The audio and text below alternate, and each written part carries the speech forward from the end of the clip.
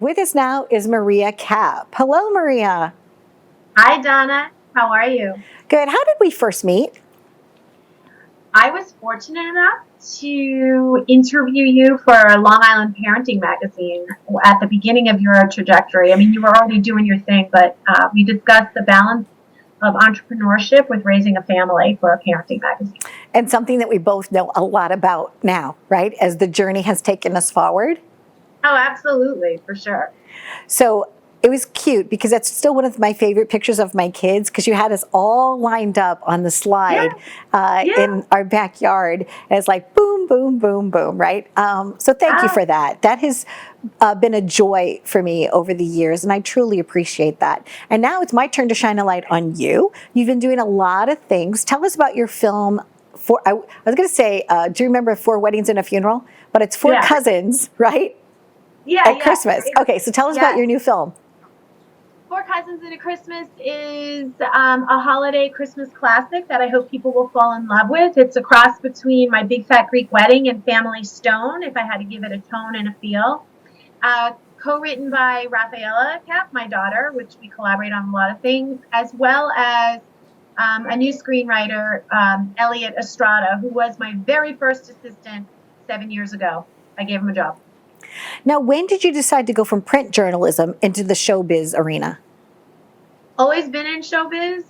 Mom was an actress on Long Island, and she dragged myself and my three siblings on stage as the Snow Children in the musical Carousel with the Carriage House Players. That's just dating how long ago that was. And then in and out throughout, formative years, education, college work, back and forth. I have my SAG card. I maintain that union. But I've been behind the camera really for the last 15 years, very focused. I remember when I got my first opportunity to finally get a SAG card, and it was so meaningful. And ironically, that the reason that I got my SAG card was for a scene that I actually filmed in this exact same building. It was Oh, wow. doubling as a rectory. Years ago, because I've worked in this building since 1997, and then fast forward, I left in 2002. I've been back here now as my studio for the last year. But when I look back on that moment, I don't know, it just seems to me I've accomplished a lot in my life, but getting that card was so meaningful for me. And how about you? What was the moment where you were able to get your SAG card? I think it was early on. I did featured background work. That's what we call it. We don't call it extra work. Yes. Featured background work on, I think it was The Peacemaker. I got my third waiver and was able to join, and I joined. There you go. So now everything serves you well. So you're a writer, you're a director, you're a producer. And so in addition to this great Christmas film that's going to be out in a lot of places, I'm so excited about you for that. How do you Yeah, feel? It got I feel picked up. great. It's got distribution. Oh yeah, Vizio is traditionally known as Technology TV, and we're one of their original first films that they've created for their streaming platform. As a matter of fact, today is the Vizio release. So, yay! I know, it's exciting.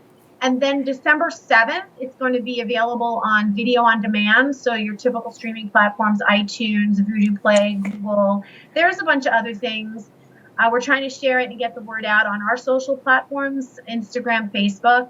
And then we just learned, I'm getting a full list of where it's available. It has been sold internationally, so there's a couple of territories where it's also available streaming, and it's also available on DVD. I think Barnes & Nobles has it, and a couple other places. So great stocking stuffer. Well, congratulations, because that's a really phenomenal feat. It's not easy to do an independent film and then to get it to have distribution. So congratulations to you, your daughter, Thank you. and everybody that's completely Yes. involved in that. And now you're actually, where we film is we film in Long Island. And even though the show is global, like we talked about on the phone, you have a project that you're bringing back here to Long Island. What is that project?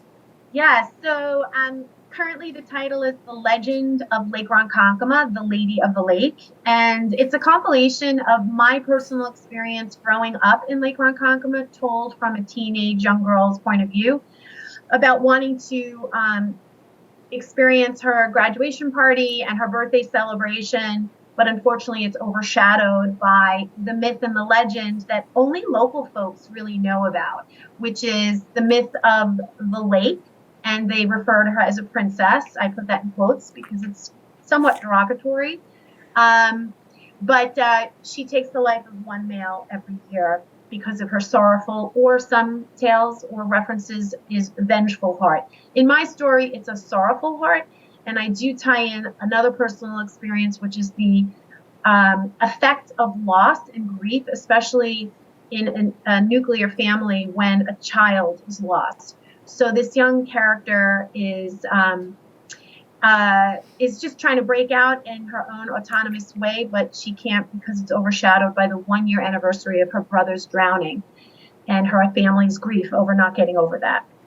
It is an American family, I just want to say. I am a Sicilian American telling a story about an American family, contemporary, and the only thing that I'm doing is really taking the story and taking the opportunity to call out some of the questions that I have about what happened to the indigenous people and what's myth, what is a variation telephone game story, and what's really truth. And just raising those questions and calling out to create some social justice for the Native Americans that originated around Lake Ronkonkoma. Well, Maria, as always, thank you for that. And I know the interesting thing is that you're doing this particular film as a grassroots effort. So you're going to be looking for like local businesses to participate. You know, it's almost like the Mickey Rooney let's put on a show kind of vibe about it. So I'm really excited for you. And so you're going to be reaching out to the Chamber of Commerce of Ronkonkoma or any of the local businesses. And one of the things that you and I talked about is that we want to celebrate filmmaking and local communities at a community level. And so I know that you're a person that is available to mentor others, to make a difference in the lives of others. And you want to help empower other filmmakers anywhere in the country to kind of like follow your lead, you know, let you be an example of success. So congrats to you. I'm looking forward to when you're filming the thing in Ronkonkoma, because it's right down the street from me. So thank you very much for joining us, and continued success in all you do. Thank you so much for having me. Happy holidays, merry joy, and all that good stuff for this time of year. And I'll be definitely watching your Christmas film. Thanks again, Maria. Be well. Bye-bye. Bye.